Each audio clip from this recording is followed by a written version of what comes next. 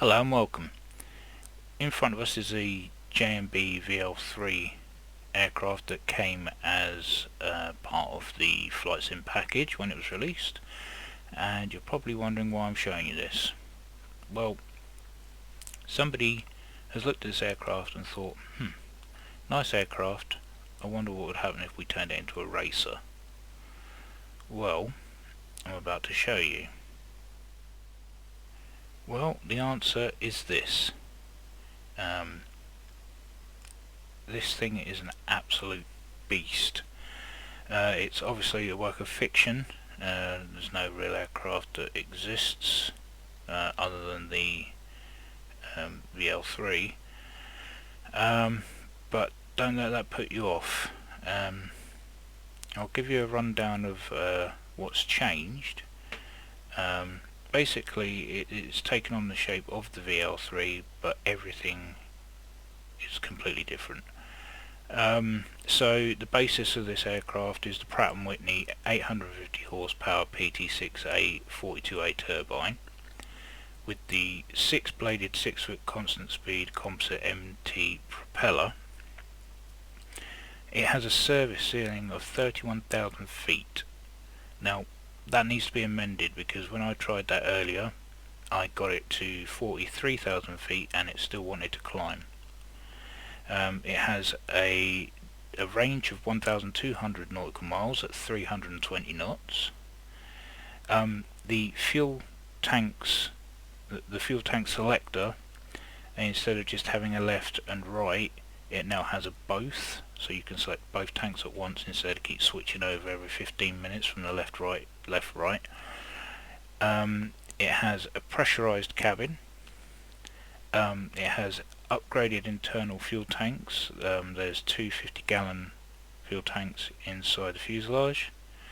It's got upgraded suspension and brakes, powerful flaps that can also work as air brakes, although you're not the do not exceed speed for the flaps are 180 knots, so not quite sure how that works. Adjusted ground handling and windshield de-icing, and a fully simulated electrical system. And there is also a mod out called WTG3X, and if you've got that the mod installed, you'll also have the AFCS or autopilot and automated pitot heat. So it's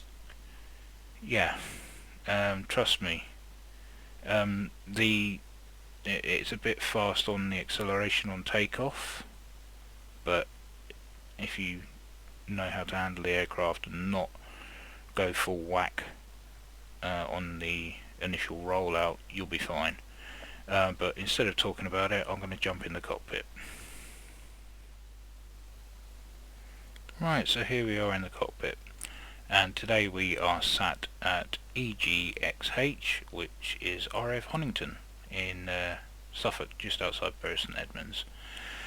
Home to the tactical weapons unit on the Tornado GL1 back in the day when they were mainstream, and these are static model Tornadoes on here, they're not AI. So everything that I use in this video will have a link in the description, but as you can see, it's an absolutely awesome bit of scenery if you like your RAF bases. He's done 3 so far, Ian McCartney, RAF Honington, RAF Coningsby and RAF Lakenheath, and I thoroughly recommend it if you're a military enthusiast to add that to your collection, which you can find on flightsim.to. Now, to the aircraft. As I say, it is an absolute beast, and we'll jump inside. I also forgot to add that this is the first aircraft that I've ever downloaded that comes with weather presets. Obviously being a racer, so it comes with Vertigo Racing, which I'm guessing is perfect racing conditions, Vertigo Windy, and Vertigo Rainy. I've not tried any of them yet, but then again, I'm not really into racing aircraft. But anyway, so we'll get this thing started. So as you can see, it's almost identical to the VL3, obviously with some some adjustments. So as you can see, we've got left and right tank, left tank and right tank, so keep that on left and right. And we're going to want master switch on, avionics on. We want strobe lights, let the MFDs load up, and get the fuel pump on, and turn the ignition.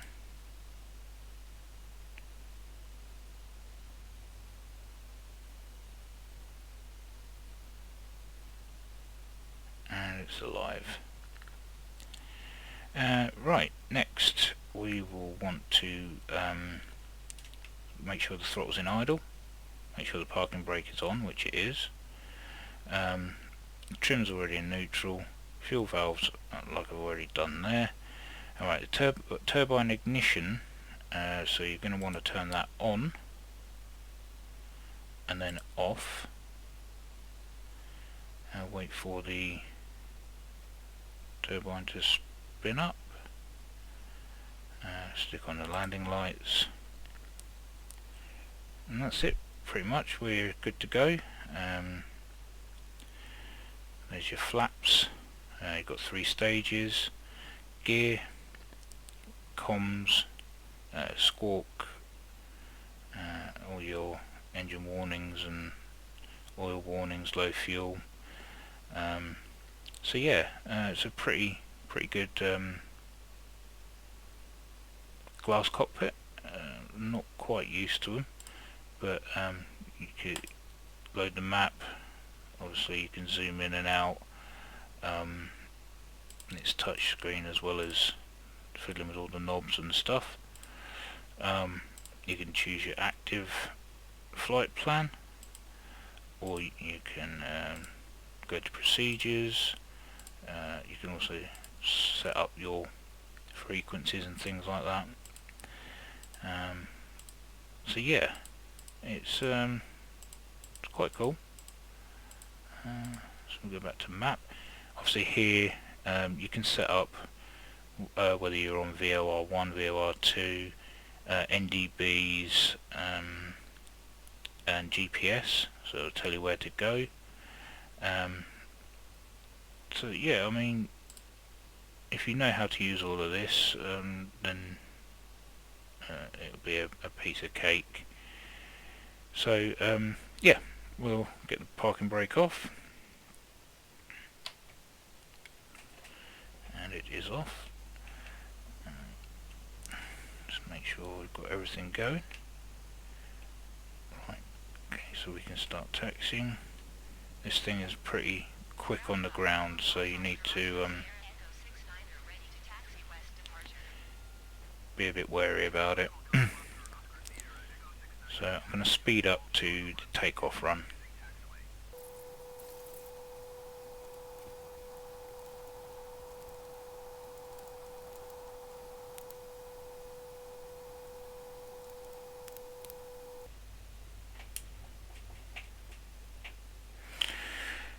Right, so that's us on the runway. Okay, so the flight I've chosen is to take off, straight over to Mildenhall, hang a left on 06, over to Cambridge, and then turn around and come back again. In which during that flight I'm going to try and get it up to 43,000 feet again, just see if we can do that. So let's get rolling. Like I say, you don't want too much power on the takeoff roll, otherwise you'll be all over the place. And like I say, it's very twitchy on the floor. Jesus.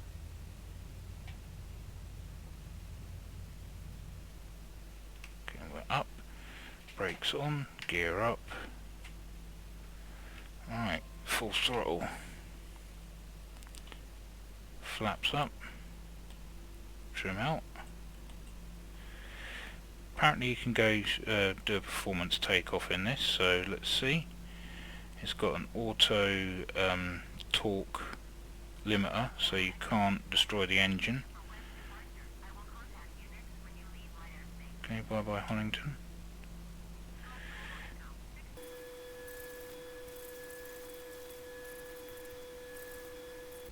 About halfway.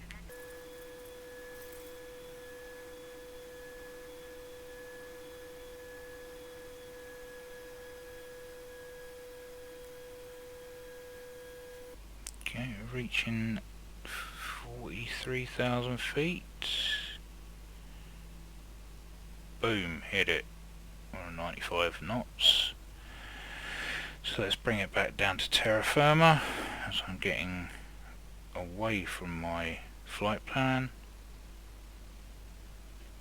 So throttle back.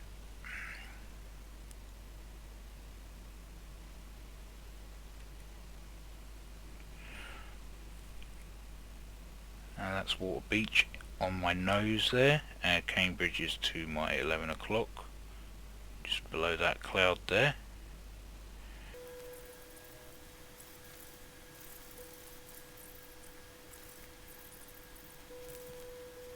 Right, okay, so we're come to the A14 just here, and straight over the A14,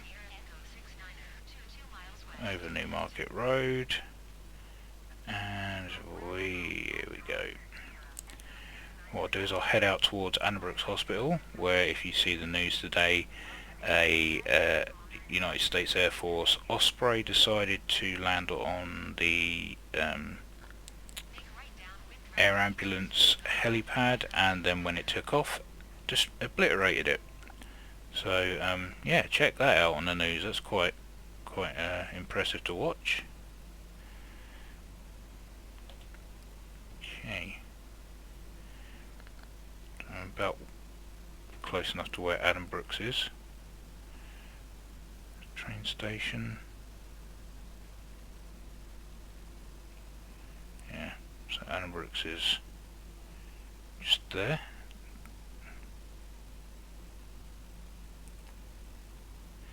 Okay, so now we'll head out over towards Water Beach, and then we'll head out back towards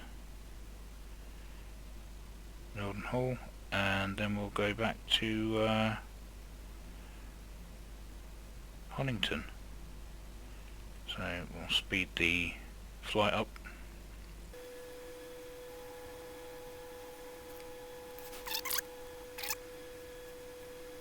Alright, so over the old RAF Water Beach, which is going to be turned into a housing estate. Very depressing.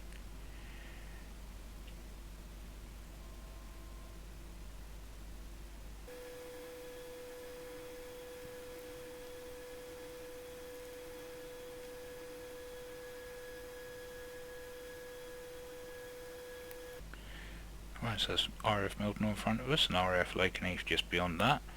What we'll do is we're going to turn on runway 11, which is to the right, and we're going to follow that down to RAF Honington.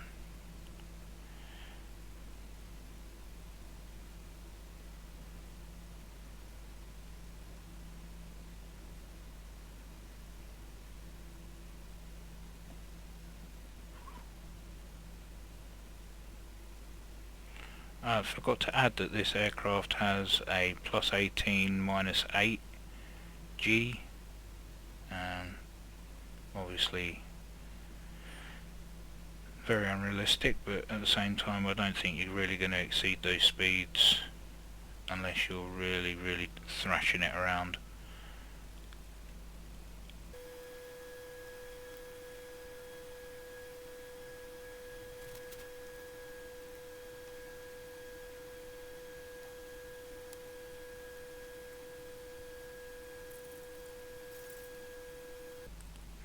So I'm just going to do a run and brake and bring it in.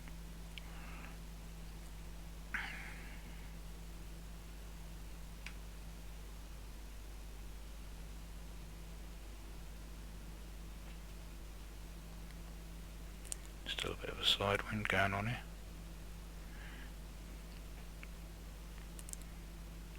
And up we go, and over.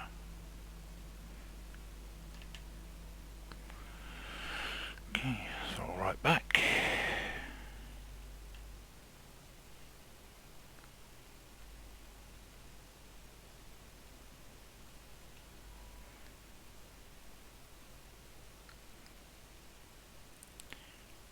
Right, start bringing the flaps down, gear down.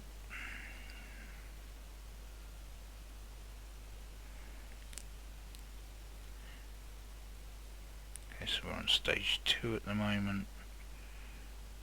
Bring stage 3 into play when I get on finals.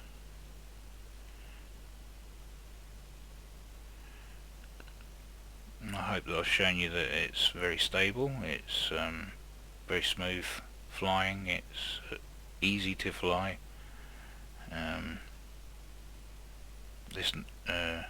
I know I say this in quite a few of my videos, but this is a good all-rounder.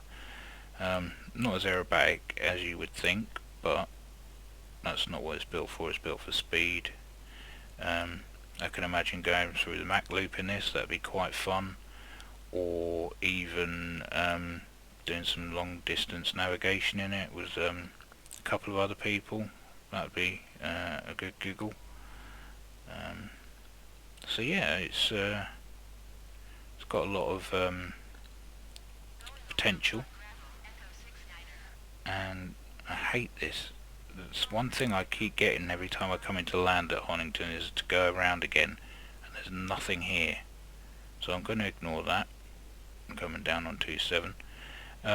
But yeah, version 1.01 is already in the works. It's constantly being worked on. It's had a lot of work done with beta testing and things like that, so it's not as if they've just thrown something together and just left it as is. It only resembles the VL3, but trust me, it doesn't fly like it. It flies a hell of a lot better. It's an absolute beast. I totally recommend it. As I say, all the links will be in the description, as with the scenery, the WT G3 WXGET mod for so you can get the autopilot working on this, and anything else that I've used. So I hope you've enjoyed watching. I certainly enjoyed flying. As always, take care, and I'll see you in the next one.